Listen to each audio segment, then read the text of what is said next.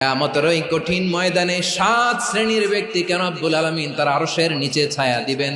তার মধ্যে প্রথম শ্রেণীর ব্যক্তি হলো ইমামুন আদিল, যে ইনসাফের সাথে বিচার করে, যে জাস্টিস সমাজে সার্ভ করে, যে সুশাসন নিশ্চিত করে, ওই ইমামুন আদিল। আদিল শব্দটা বুঝছেন না? ইন্নাল্লাহা ইয়া'মুরু বিল আদল, পাইছেন?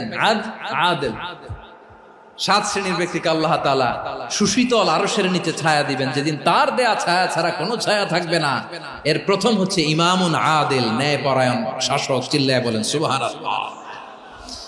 আবার বিশ্বনবী বললেন, ইন্নাল মুকসিতিনা ইনদাল্লাহি আলা মানাবিরা মিন নূর আন ইয়ামিনির রহমান। কিয়ামতের দিন যারা ন্যায় পরায়ণ হিসেবে আল্লাহর সামনে দাঁড়াবে, কিয়ামতের দিন রব্বুল আলামিন তার আরশের ডান দিকে ওই ন্যায় পরায়ণ লোকদের জন্য আরশের ডান দিকে একটা নূরের